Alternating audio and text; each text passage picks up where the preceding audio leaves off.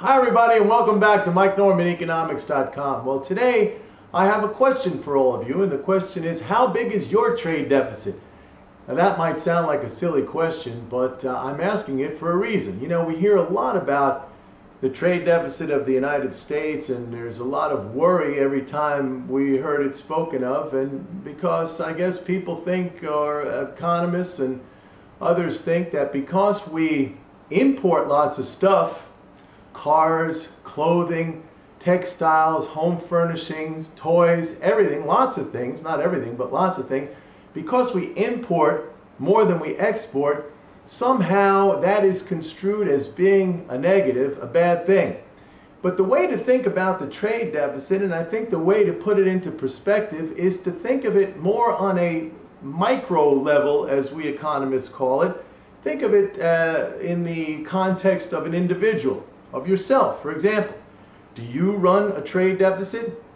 Well, again, that question might sound silly at first, but when you think about it, every time when you go to the grocery store, when you go to the department store, when you get electricity or power that is provided by the power company, your cable TV operator, when you purchase an automobile from an automobile dealer, you are running a deficit in trade, in actuality, with all of those vendors and providers who provide you with the goods and services that you need to live your life every single day. Now, if you went along the lines of those who say that the U.S. trade deficit is a bad thing, and we need to be making those things and either selling that production abroad or using it here, that would be exactly the same as saying we have to grow or find our own food, we have to make our own clothes, we have to build our own home,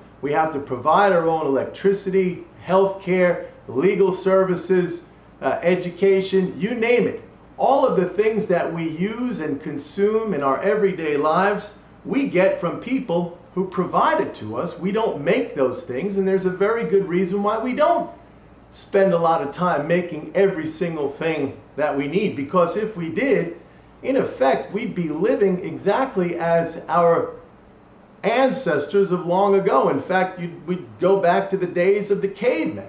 If you had to spend time to grow your own food, to build your own home, to construct your own automobile, to provide your own health care and legal services and everything else that goes into a quality life, obviously the things that you would be able to build would not be of very high quality at all. You just wouldn't have the time. Even if you were a very skilled individual, you just wouldn't have the time. So what we do is we enter into this relationship of trade where we purchase using money, using currency, or in some cases using our labor. That's really what it is. We purchase or we acquire the goods and the services that we need to live our lives, and hopefully we acquire them in abundance, because the more of these things we have, the better off we're living, right? I mean, what is the definition of poverty? Poverty is really somebody who has nothing, perhaps not even a roof over their heads, perhaps no food, sleeping on the ground, outside somewhere. That is the definition. And by the same token, the definition of wealth is the ability to consume, and to consume these things in abundance. And when I say consumption, I mean food, shelter of the highest quality, clothing, leisure trips, health care, education, all the things that make up a quality life. So when you hear somebody say the next time, or get so upset about the U.S. trade deficit, you ask them the question, hey, how big is your trade deficit? And I guarantee you that the wealthier that person is, the bigger their deficit in trade is with the vendors and the producers who provide them with the goods and services that they use every single day. And by the same token, or in contrast, I should say, somebody who has a very small deficit, or perhaps runs a surplus, is somebody who really is pretty much struggling to get by.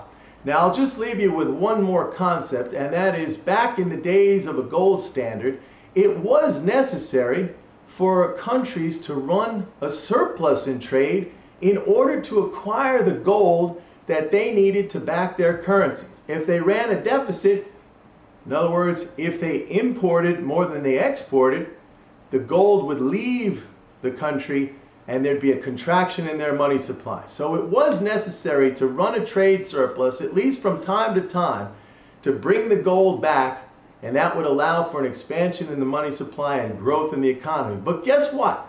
We're no longer on a gold standard, so you don't have to worry about that. So remember, next time somebody asks, or next time somebody worries openly about the trade deficit, you ask that person, how big is your trade deficit? That's it for today. I hope you enjoyed it, and of course, I should get a lot of comments on this one. So I'm looking forward to that. Take care. Bye-bye.